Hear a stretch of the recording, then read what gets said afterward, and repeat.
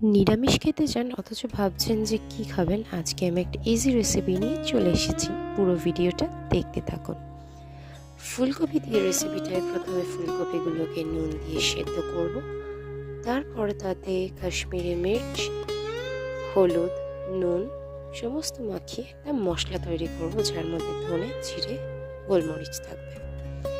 খুব ইজি রেসিপিতে tomato puree, সাথে আদা, সাথে আমি টক দই নেব, আর কাজু বাদাম, পোস্ত, চারমগজ পেস্ট। তো এই তিনটে ইনগ্রেডিয়েন্ট আর সঙ্গে সামান্য একটু মশলা দিয়ে তৈরি হয়ে যাবে নিরামিষ এই সুন্দর রেসিপিটা। বুঝতেই পারছেন কি? কপিগুলোকে ভালো করে যেগুলো ম্যারিনেট করেছিলাম সেগুলোকে কিন্তু সুন্দর করে ফ্রাই করে নিতে হবে।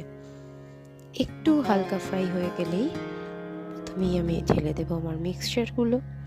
আস্তে আস্তে কিন্তু সুন্দর করে সেগুলোকে কষতে হবে।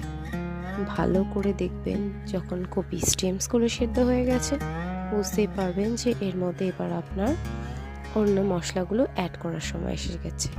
মানে টক দইয়ের মিক্সচার, আর তার সাথে একটু ভাজা গোটা গরম মশলা আর ভাজা মশলা যেমন জিরে, গোলমরিচ আর ধনে, সেগুলো দিয়ে আমি এর মধ্যে বেশি গ্রেভি করতে চাইলে অল্প জল দেবেন, কিন্তু চেষ্টা করবেন গরম জল অ্যাড করার। নুন মিষ্টি স্বাদ অনুসার, কিন্তু একটু মিষ্টি হলে টেস্টটা কিন্তু জমে যাবে। তো রেসিপিটা হলো ফুলকপির রোস্ট, যার মধ্যে কোনো পেঁয়াজ আর রসুন কিন্তু অ্যাড করা হচ্ছে না, পুরোপুরি নিরামিষ। তো রেসিপিটা কেমন লাগলো বাড়িতে চটপট ট্রাই করে নিন, আর জমিয়ে দিন আপনার প্রত্যেকটি নিরামিষের দিনকে সুন্দর এই রেসিপির সাথে।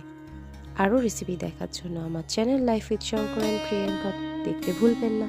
Bye bye and subscribe now.